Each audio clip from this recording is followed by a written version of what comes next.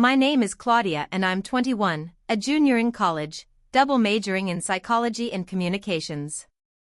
I was never the type to cause drama, and most people who knew me would describe me as the quiet but reliable one, the person you'd want on your project team because you could trust me to get things done. I never thought I'd end up in the kind of chaos that spiraled out of control last semester, but I guess that's what happens when you put your trust in the wrong person. Her name was Eliza. We weren't best friends, but we worked together often, since she was in a lot of the same classes as me. She was always the type to charm professors, smile her way out of deadlines, and somehow get the grades without ever looking stressed. I admired her confidence at first, but soon I realized that her easy charm came at the expense of others. Still, I kept my distance and only engaged with her when school required it. That changed when we were paired for a semester-long research project in our advanced communication theory class. This was the kind of project that could make or break your grade. We were supposed to split the workload equally and present together at the end of the semester. I knew it would be rough, but I didn't expect what happened next. From the beginning, I noticed Eliza barely did anything. She came to meetings late, often empty-handed, and when she did contribute, it was sloppy work that I had to fix. I didn't complain because I figured professors would see the difference when we presented. But as weeks went on, I realized Eliza had other plans. One evening, I got a panicked text from her saying she'd missed the deadline for another class and could I help her write a last-minute paper. I told her I couldn't because I was already drowning in our own project. She guilt-tripped me, saying she'd owe me forever, but I stood firm. That's when I felt the shift. Suddenly, she stopped even pretending to contribute. I didn't know why she was acting like that until I overheard her talking to another girl after class, complaining that I was controlling everything and refusing to let her do her share. I rolled my eyes and decided it wasn't worth my time. But then came the presentation. I had worked for weeks, compiling research, drafting slides, making sure everything was perfect. The day arrived, and Eliza was nowhere to be found. I panicked but started the presentation alone, explaining everything, answering questions, carrying it all on my shoulders. And then, 10 minutes in, Eliza finally walked in, flustered, out of breath, but smiling at the professor. She jumped into the middle of my sentence, pretending like she had been part of the project the whole time. The professor gave her a pass. I gritted my teeth and got through it. I thought that would be the end of it. I thought I had survived. But a week later, I got an email from the dean's office, calling me in for a meeting. The subject line made my stomach drop, academic misconduct inquiry. My hands shook as I clicked it. The email said I was accused of plagiarism on our project. My mind reeled. What was happening? Who would even say that? The answer hit me like a truck, Eliza. She had lied about me. When I walked into the dean's office, I was greeted by Dean Rutherford, a sharp-eyed man with a calm but intimidating presence. Sitting beside him, looking fragile and innocent, was Eliza. She had her hands folded neatly in her lap, her eyes shimmering as though she'd been crying. I froze. The dean gestured for me to sit, and then he explained the situation. Eliza had come to him claiming that I had forced her out of our project, refused to collaborate, and then stolen work she had submitted to me privately to include in the final presentation. She said she was devastated that she had trusted me, and that my betrayal was crushing for her academic future. My mouth went dry as I listened. She looked at me with a mixture of sadness and triumph, like she had already won. I tried to protest, explaining that I had done all the work because she never contributed, but the dean held up his hand and said they had to investigate. He showed me documents. Drafts she claimed she had sent me, outlines supposedly with her name attached. I was stunned. They looked like real files, but I had never seen them before. She must have fabricated them. My mind raced. I tried to explain that I had all the drafts saved on my laptop, with timestamps showing my work. But the dean wasn't going to take my word without proof. He told me I had 2 weeks to provide evidence or face possible suspension. I walked out of that office shaking. Eliza caught up to me in the hallway. She grabbed my wrist and whispered, "Don't take it personally, Claudia. I just can't afford to fail. You'll be fine." I yanked my arm back, furious, but she walked away smiling, like she had just secured her safety net. That night, I stayed up combing through every file, every email, every saved draft on my computer. I had plenty of evidence, but fear gnawed at me. What if she had planted something more convincing? What if the dean already believed her? Over the next few days, whispers spread around campus. People avoided me. Some looked at me with pity, others with suspicion. I knew Eliza was talking. She always knew how to spin a story, and I was the villain in hers. My roommate, Sierra, tried to reassure me, but even she looked worried. She asked if maybe I had accidentally used something Eliza had written. That stung. I realized Eliza's plan was working. She was making people doubt me. Then something strange happened.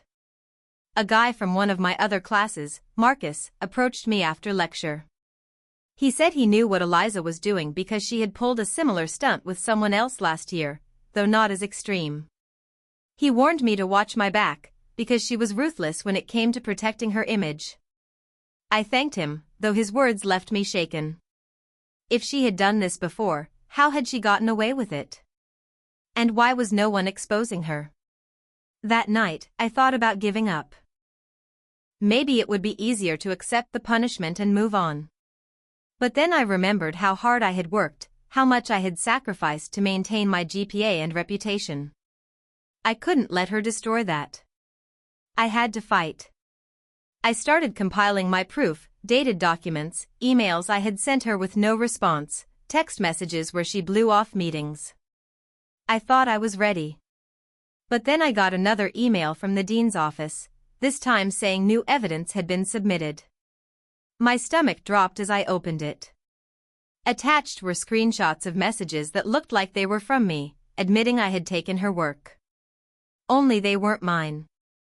I never sent those texts. But to someone who didn't know better, they looked real. Eliza had forged messages. And if I couldn't prove they were fake, I was finished.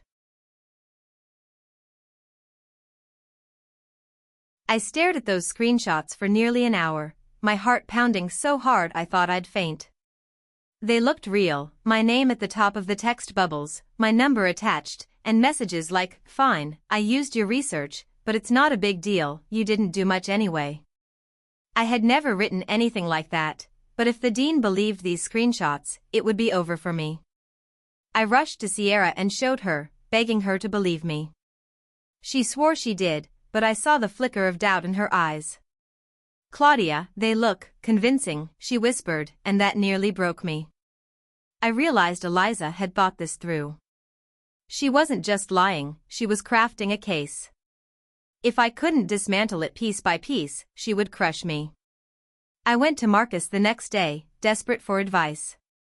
He asked to see the screenshots, and after a long silence, he said something that gave me a sliver of hope. "These don't look like actual phone screenshots.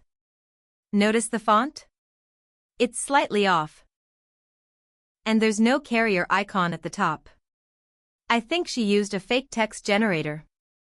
I clung to his words like a lifeline, but I knew the dean might not notice those details unless I presented them carefully. I started doing research, collecting examples of fake text generators online, and documenting how easy it was to create convincing but false conversations. I built a file of evidence, showing the tiny inconsistencies in the screenshots Eliza had submitted. For a moment, I felt like I had the upper hand again. But then came the curveball. Sierra came home from the library one evening, pale and shaky.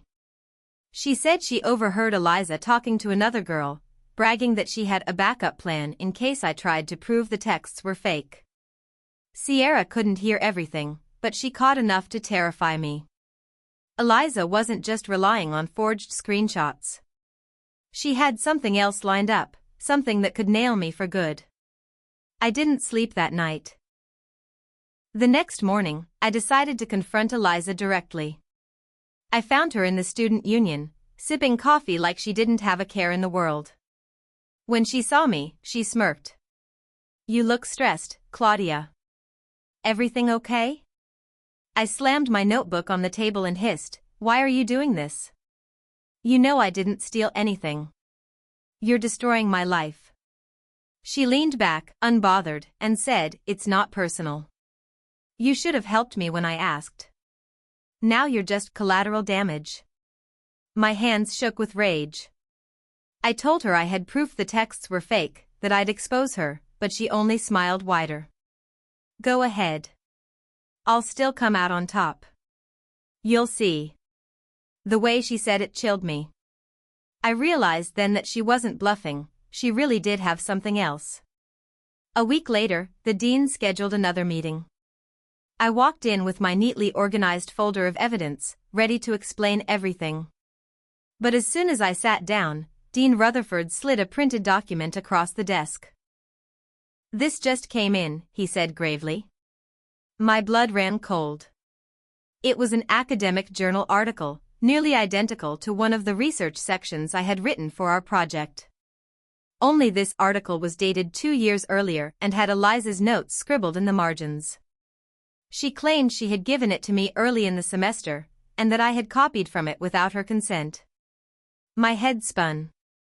It wasn't true, I had found my sources myself, and the overlap was pure coincidence. But looking at the pages side by side, I could see why the dean was suspicious. Eliza sat beside me, dabbing her eyes with a tissue, playing the victim. "I trusted Claudia," she whispered, "and she betrayed me. I don't know why she would do this." I wanted to scream. Instead, I forced myself to breathe and told the dean I could prove my drafts predated anything she claimed. But then Eliza dropped the hammer. She said she had email records from months ago, where she supposedly sent me that exact article as a source. I hadn't received any such email, but she had printed proof of it, complete with fake timestamps. It was elaborate, calculated, terrifying. I tried to argue, but I could see the dean's patience thinning. He told us both he would review everything carefully and make a final decision soon. When I walked out of that office, I felt like the walls of the campus were closing in on me. I couldn't focus on classes, couldn't eat, couldn't think about anything except how badly this could ruin my future. Sierra tried to cheer me up, but even she seemed unsure now. Marcus urged me not to give up, reminding me Eliza was good at smoke and mirrors.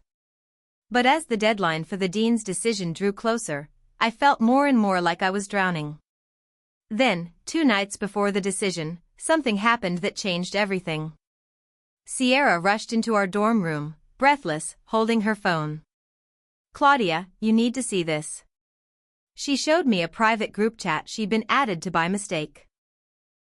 In it, Eliza was bragging to her friends about how she had doctored everything, emails, texts, documents, and how she couldn't wait to see me expelled. She even mentioned using her older brother, who worked in IT, to help her manipulate timestamps and headers on fake emails. My jaw dropped. This was the proof I needed, the smoking gun. But Sierra warned me there was a catch. Eliza might realize her mistake and delete the chat any second. We had to act fast, save everything, and present it before the dean made his final ruling. For the first time in weeks, I felt a surge of hope. But also fear. Because if Eliza figured out I had this, she would stop at nothing to silence me before the truth came out. I knew time was running out, and every second mattered. Sierra and I immediately screenshotted the group chat, scrolling as fast as we could to capture everything before Eliza deleted it.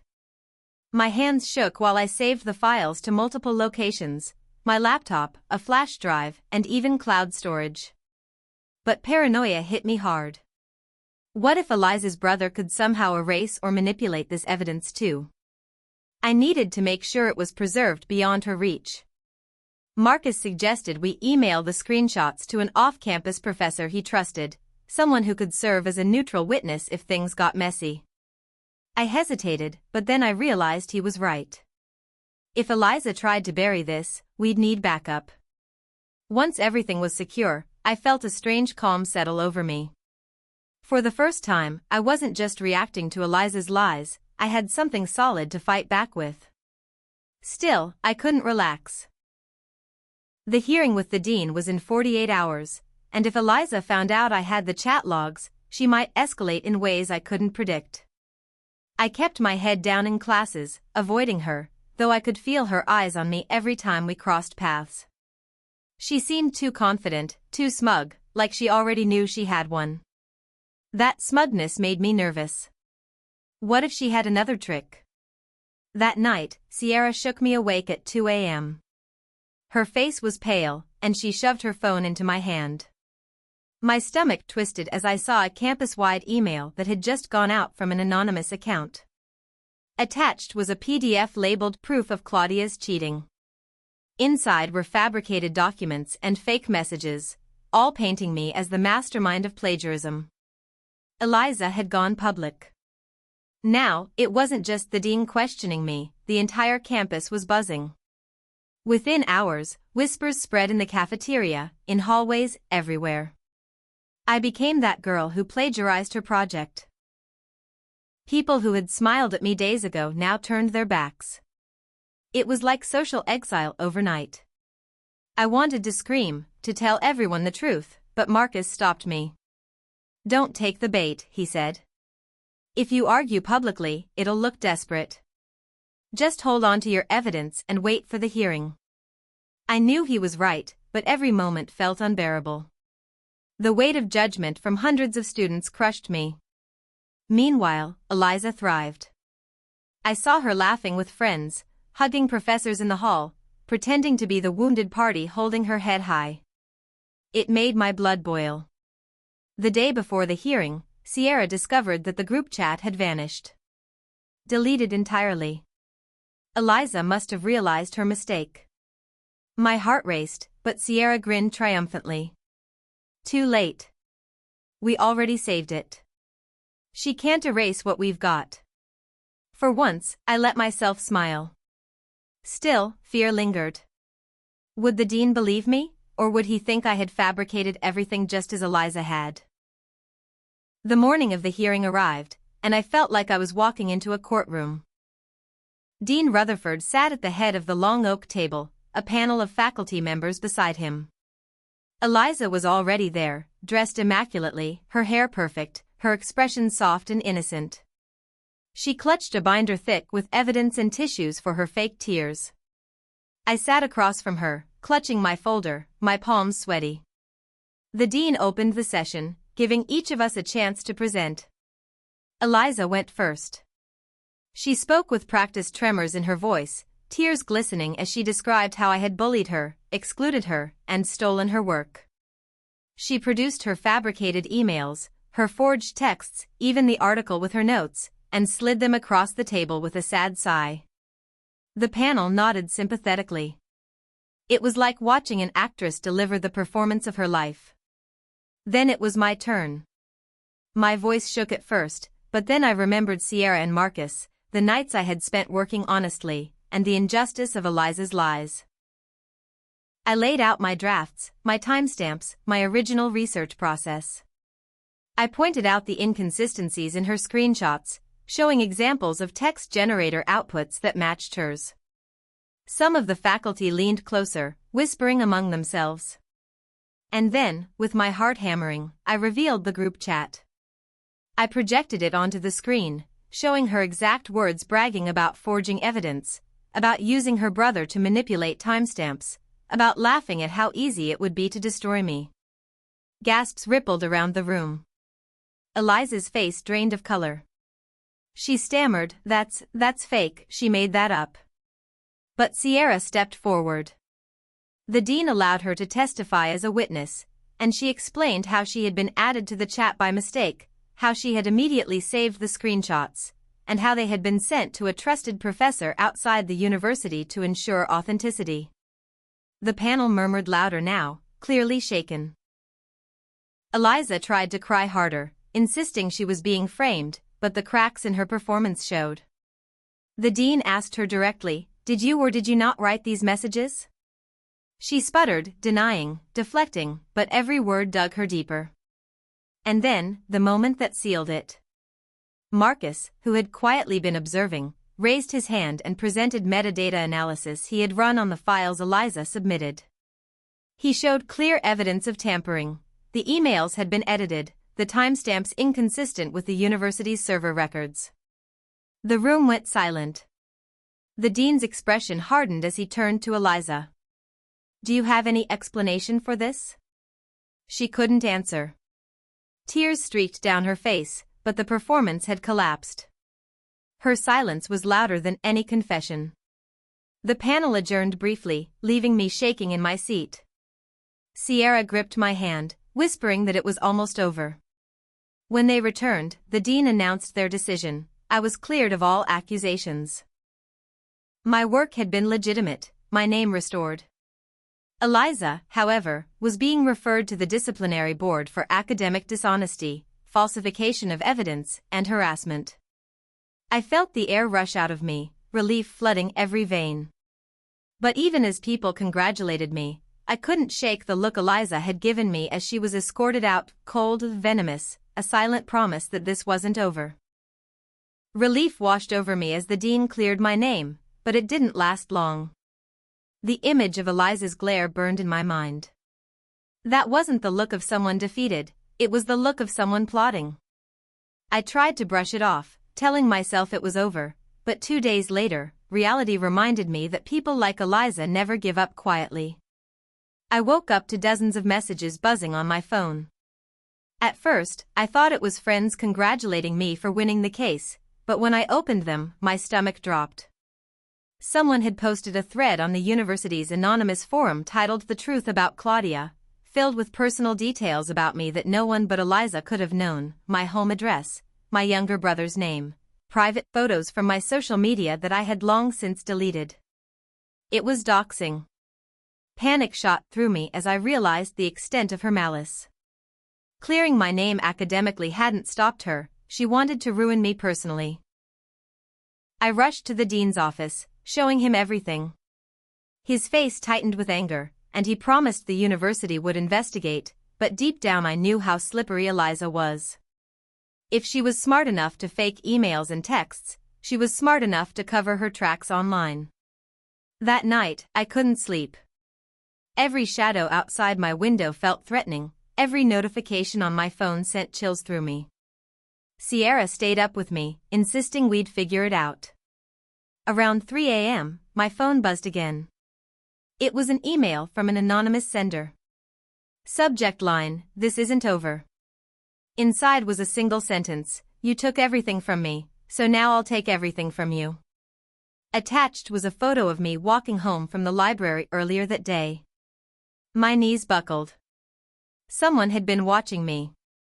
I forwarded it immediately to the dean and campus security, but fear gripped me tighter than ever. Marcus stepped in, insisting I shouldn't walk anywhere alone, offering to escort me to classes. Sierra contacted her parents' lawyer for advice, and suddenly my quiet college life had turned into a siege. I kept expecting Eliza to be expelled immediately, but bureaucracy moved slower than fear. Weeks dragged on, investigations stalling, while rumors and whispers about me continued to circulate online. Then one afternoon, as I was walking with Marcus across campus, a voice called my name.